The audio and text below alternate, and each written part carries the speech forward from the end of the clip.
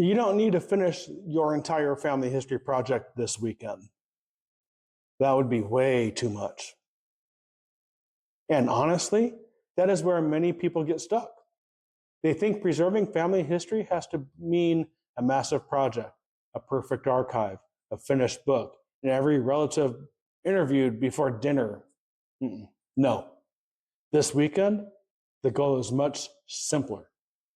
Start something real. I'm Thomas Fujii with the Oral History Practice, and today I'm going to show you a simple Friday, Saturday, and Sunday plan to begin your family story archive. Here is the 1 weekend plan. Friday night, plan. Spend 30 minutes creating your family story map. Write down people, places, turning points, traditions, wisdom. Then choose your first 3 potential storytellers. 1 older relative, 1 middle generation relative, 1 younger relative.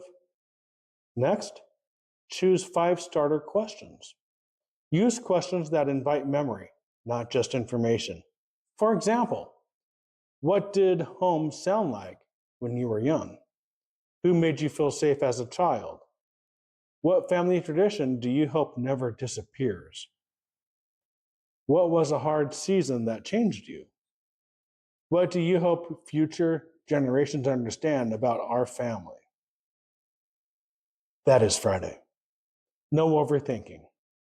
Overthinking is procrastination wearing a nice jacket. Saturday, record. Record 1 interview. Now, if you can record 2, wonderful, but 1 is enough.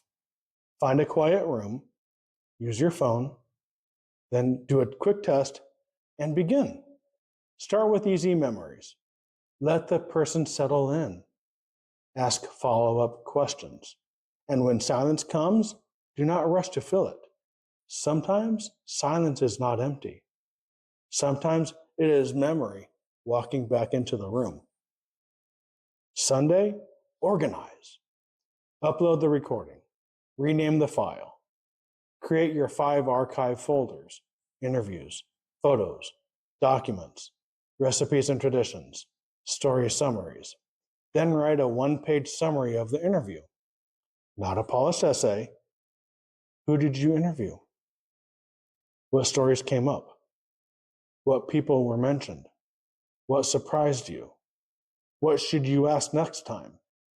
By Sunday evening, you will have something real.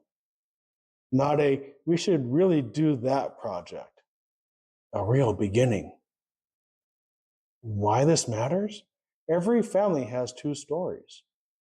There is the documented history, the records, the dates, the certificates, the locations, and then there is the remembered history, the stories, the emotions, the values, the regrets, the jokes, the traditions, the lessons, the love.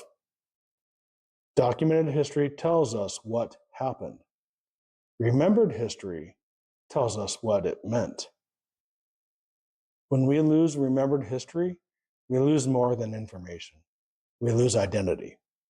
We lose belonging. We lose the voice of someone who could have helped a future child understand where they came from. So yes, build the family tree. Search the records. Follow the clues. But also sit down with the people you love and press record. Because someday, that voice may be the most precious document your family owns. Question of the day. What is 1 family story project you could realistically begin this weekend? It could be 1 interview, 1 folder of photos, 1 recorded conversation, or 1 written memory. Put it in the comments.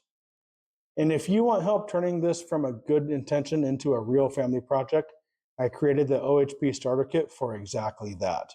It gives you the practical tools to plan your family history project, prepare your interviews, ask better questions, record with confidence, organize what you capture, and preserve the stories in a way your family can actually return to.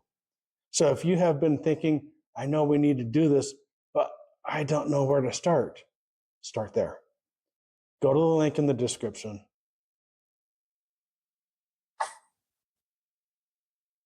And before you leave, subscribe for more practical ways to preserve your family stories, wisdom, voice, and legacy. Because your family history is not just behind you. It is something you pass forward. And the best time to save it is while the people who lived it can still tell it.